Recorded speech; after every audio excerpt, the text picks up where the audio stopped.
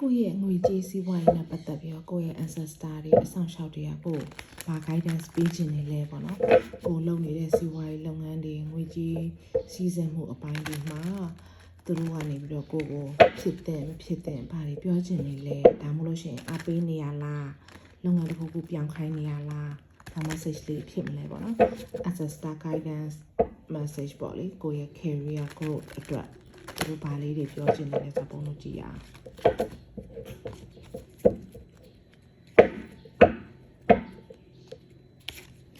Okay, the full new journey. I think that all lady will look kind of 5 on ones, 3 of cups, temperance, just it. Okay, go with the bottom of the demos or 7 of cups to like go daydreaming in by you are memorable. The show Yariga Jarole who go to and she's a to show Yariale near Piamla to show Yaria Yarna bite to show her hidden နေပေါ့လေအဲ့လိုအရာတွေရမှာကိုကဝေဝါပြီးတော့ကိုဘာရွေးလို့ရွာမှမသိဘူးပြီးလို့ရှိရင်ဟိုဘာမှမဟုတ်ရင်တော့မထိုင်တွေးပြီးတော့ကိုလေရွေးစရာမရှိနေအောင်တော့ကိုကကိုအတွေးထဲမှာပုံဖော်ပြီးငါမှရွေးစရာတွေရှိရဆိုထိုင်တွေးနေတဲ့လူတွေပေါ့နော်အဲ့ဒီလူတွေကို ancestor တွေကိုရဲ့အဆောင်ရှောက်တွေကဘာပြောချင်နေလဲဆိုလို့ရှိရင်စစရာရှိတာစလိုက်ပေါ့နော်ဘာမှမကြောက်နဲ့အခက်ခဲရှိအောင်တော့ဒီအခက်ခဲကိုဘယ်လိုကြော်လွှားသွားရမလဲဆိုတာကိုsolution တွေထွက်လာလိမ့်မယ်ကိုတိုင်းလည်း solution ထွက်လာလိမ့်မယ်သူတို့ကလည်းကိုပေးနာမှာအမြဲတမ်းရှိနေရပေါ့နော်တကယ်လို့ဒီအချိန်ကဖြက်ကူးတင်သေးတဲ့အချိန်မဟုတ်ဘူးဆိုလို့ရှိရင်ဒီမှာမီနီပြလိမ့်မယ်ဖြက်မကူးသေးတဲ့အောင်ခဏဆောင်ကြည့်နေအောင်ပြီးတော့မှဒီကိုကသွားကျင်တာဟိုဘက်ကကန်ကိုသွားကျင်တာပေါ့နော်အဲ့တော့ဒီမှာရှိမှာကြောက်ကြီးခံနေဆိုရင်တော့ရတယ်ငါတို့ဒီလိုမျိုးဒီမှာ step by step အောက်လေးကိုဆင်းသွားလို့ရတယ်အောက်လေးဆင်းသွားမယ်ဆင်းသွားပြီးမှငါတို့အပေါ်ကိုပြန်တက်မယ်ဆိုရင်ပုံစံမျိုးနဲ့ပေါ့နော်သွားမဲ့သဘောရှိအဲ့တော့ကိုအသစ်အစမ်းနေလှုပ်ရှားရှိလို့ရှင်ရေးရေးတာလို့ပြီးရင်တခုတော့ရှိရဲကိုမနိုင်ဝင်နေမထမ်းစေကြအောင်လွတ်ပေါ့ပါကိုတကူစာလေးပဲပေါ့နော်ကိုတကူစာအတွက်ပဲကိုကြည့်အောင်ကိုတကူစာလေးကိုပဲကိုဘလို့ရှေ့ဆက်သွားရမှာလဲပေါ့နော် maybe ငါတလစာငါအတွက်ဘယ်လောက်လိုတာလဲတလစာ survive လုပ်ဖို့အတွက်တလစာရှင်းရပြီအဲ့အတိုင်းငါဆက်သွားအောင်မယ်ဆိုပြီးတော့ရှေ့တော့ဆက်သွားခိုင်းတယ်အခက်အခဲတွေရှိလဲမရခိုင်းအောင်ဒါပေမဲ့သွားလို့မရတဲ့အချိန်ဆိုလို့ရှိရင်စိတ်မပူနဲ့သူတို့အချက်ပြလိမ့်မယ်မဟဲ့ဒါကြီးကသွားလို့ရလားမရလားမသိဘူးဆိုတဲ့အချိန်မျိုးမှာလာပြောလိမ့်မယ်အချက်ပြမယ်ဟဲ့မသွားနဲ့အောင်ဆိုလာပြောတာလေးတွေရှိလိမ့်မယ်အဲ့တော့ဘာမှမစိုးရင်လည်းသွားကြရှိရသွားနောက်တစ်ခုကလေဟိုခုနကလေးကပြောတယ်နော်ကတ်မှာကလေးကမနိုင်ဘူးမထမ်းနဲ့ဒီပုံကဒီဝန်စီဇလွယ်လေးကိုကြည့်ပြီးပြောလိုက်တာကိုတနိုင်စားလေးကိုတကူစားလေးပဲတည်သွားအောင်ဆိုကိုကလေဟိုဟာလေးလှုပ်ရှင်ဒီဟာလေးလှုပ်ရှင်ပေါ့နော်အများကြီးလှုပ်နေဒီမှာတွေ့လားဘာအရင်ရှာမလို့ဘေးနားနေဝိုင်းဆွဲရမယ်အဖြစ်ကုန်နေမှာပေါ့နော်ဘာအရင်စလို့လုံးအောင်မသိဘဲနဲ့ကိုကရောက်ကစားကြီးဖြစ်နေရမျိုးမြင်နေပေါ့နော်အသေးချာလည်းမလုံနိုင်ဘူးမနေပူကျတဲ့ဒီမှာဟိုဘာအောင်တဲကနာရတဲ့မှာဘာဆိုဘာမှအဆင်ပြေ exhausted ဖြစ်နေမှာမျိုးမြင်ရတယ်အဲ့ဒီတော့ဘလူလေးပဲလှုပ်လဲဆိုလို့ရှိရင်ပြပလေးလူနည်းနည်းလေးနဲ့ပေါ့နော်လူနည်းနည်းလေးနဲ့လူအများလည်းမဟုတ်ကိုယ့်ရဲ့soulmate တွေကိုယ့်ရဲ့ partner တွေနဲ့တော်ပြီငါလောလောဆယ်တော့ငါမုံစားနေရတာပဲပေါ့နော်ခေါင်းနဲ့အဲ့လိုဝင်လာတယ်ငါမုံစားနေရငါပျော်ပွဲရှင်ပွဲလေးအတွက်ပဲငါပတ်စံသုံးမယ်ပေါ့ကိုပျော်တဲ့အရာပေါ့ပြီးလို့ရင် community တိစောက်တဲ့အရာမှာဆိုလို့ရှိရင်ကိုပျော်စေတယ်အရာတွေကိုသေချာသိဖို့လားကိုကဘယ်လိုမျိုးပျော်တာလဲပေါ့နော်အခုပုံခေါင်းထဲဝင်လာလဲဆိုကိုကဘယ်လိုမျိုးသွားရတာဘယ်လိုမျိုးလုပ်ရဘယ်လိုမျိုးစားတာဘယ်လိုမျိုးနေရဘယ်လိုပြောရတာကိုကြိုက်တာလဲကိုတကယ်ဘာကြိုက်တာလဲဒီမှာသိဖို့လိုတယ်ပေါ့နော်အဲ့လိုကြိုက်တဲ့လူတွေနားပါပဲနေလို့ပြောနေရဲ့သိလားအဲ့ဒီပတ်ဝန်းကျင်မှာပဲနေ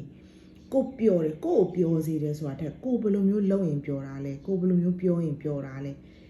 အဲ့လိုမျိုးပျော်သွားတဲ့နေရာနားမှာပဲနေပေါ့နော်ပြီးရင်တော့ခုနကပြောတယ်မှတ်လားကိုကဒီမှာကြောက်ကပိုင်းလို့မြင်နေရဆိုရင်တော့မှမင်းကြီးပြပြီးတော့ကိုတို့အချက်ပေးလိမ့်မယ်အခက်ခဲတွေရှိလို့ရှင်လဲဒီ ancestor တွေစောင့်ရှောက်တယ်သူတို့ကဘေးနားမှာအစင်သေးရှိနေဘာမှကြောက်စရာမလိုဘူးဆိုတာဒီမှာဆိုသူတို့ကလေကိုကလေလုံးစရာကင်စရာရှိရလေးတွေဒါဟာမိုနီညီနဲ့လုံနေသူတို့ကကိုကိုကြောပေါ်တင်ပြီးတော့ကိုဒီမှာအခက်ခဲတွေကိုကူးဖြတ်သွားအောင်သူတို့ကကူညီပေးမှာသူတို့ကြောပေါ်ကိုတင်ချစ်လုံးလို့လေကြောပေါ်တင်ကိုကအေးဆေးပဲဟိုလိတ်ကြောလေးပေါ်နေလိုက်သွားတယ်အေးဆေးတက်တောက်တက်နဲ့သွားရုံပဲကွာသိတယ်မလားဟိုလှုပ်ခန့်နေမှရှိဒီမှာကိုကဒီမှာဟာမိုနီညီနဲ့ရေတစ်ခွက်တည်းနဲ့နောက်တစ်ခွက်ကိုတော့ကိုပြောင်းအောင်ထည့်နိုင်သေးကိုရဲ့ talent ကိုကောင်းကောင်းပြနိုင်လိမ့်မယ်ဒီလိုပတ်ဝန်းကျင်မှာပဲနေပါနော် ဒီလိုပုံဝင်ချင်မှာပဲနေဒီလိုမျိုးကိစ္စတွေကြုံလိုက်ဒီမှာနေယူတွေ့ရမှာလားသူတို့အချက်ပြလိမ့်မယ်ဒီနေကနင့်ကိုပူလောင်စေတဲ့နေရာတော့နင့်အဲ့နောက်မှာမနေနဲ့ဆိုပြီးသူတို့အချက်ကိုပြလိမ့်မယ်ပြီးရင်တော့နောက်ထပ်က contract လုပ်ရတဲ့အပိုင်းတွေရှိလာလိမ့်မယ်ပေါ့နော်စာချုပ်စာတမ်းနဲ့ပတ်သက်ပြီးနောက်ဆုံးမှာတော့ကိုကဒီမှာစင်ပေါ်မှာပဲမြတ်တတိတိကျကျပြတ်သားလေးကိုလုံးတက်ကိုင်းတက်လာမယ်အစအောင်ကကိုကကလေးလေးဘာမှမသိဘူးနောက်ဆုံးမှာကျတော့မှဆရာကြီးဖြစ်သွားပြီလုံးဝကိုအတိညာဉ်နေကျွဲဝပြီးတော့ဒီနှလုံးသားနဲ့အုံနောက်ကိုလည်း balance နေချိန်စဝါလိမ့်မယ်အရာရာကိုကလေးတစ်ယောက်လိုမျိုးဒါကိုကြိုက်တာပဲဒါပဲလုပ်မယ်အဲ့လိုမျိုးမဟုတ်ဒါမဲ့ဒါကငါရဲ့ဖြစ်တယ်လားမဖြစ်တယ်လားဆိုတဲ့ဟာပါကိုက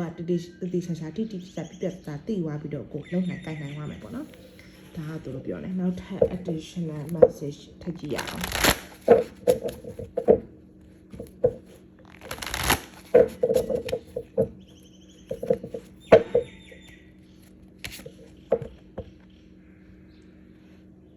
ဘာမှမလှုပ်ရှားလို့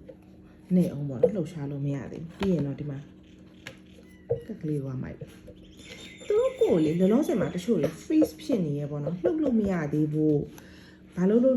ဆက်သွားမှာလားရမှာလားမသိသေးဘူးဆိုတဲ့ဟာမျိုးပေါ့နော် deep freeze ဖြစ်နေငါကဘာမှလည်းလုပ်လို့မရဘူးငါဘဝရဲ့ဒီတိုင်းပဲဘာညာနဲ့ဆိုပြီးအဲ့လိုဝမ်းနေရှင်းသိတာဖြစ်တာဒီမှာထိုင်ပြီးတော့လေ drama တွေဆောင်းတွင်လိုမျိုးလို့ deep freeze အရန်ကိုဖြစ်နေရပေါ့နော်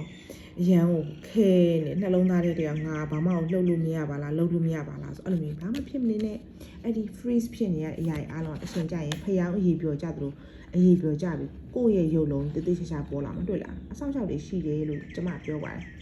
comment to like လက်သေးကိုဖျောင်းကိုယ့်ရဲ့ခဲနေတဲ့ freeze ဖြစ်နေတဲ့အရာတွေလှုပ်လို့မရတဲ့အရာတွေကဖျောင်းအရေးပြောကြလို့တဖြည်းဖြည်းနဲ့အရေးပြောကြလာပြီကိုယ့်ရဲ့လက်ထက်မှာလည်းလက်ဆုပ်လက်ကန်တစ်ခုအမြဲတမ်းရှိသွားလိမ့်မယ်အဲ့တော့နောက်ဆက်လက်ဆက်ကြည့်ပေးဦးမှာပေါ့သူတို့နောက်ထပ်ပြောချင်နေလဲ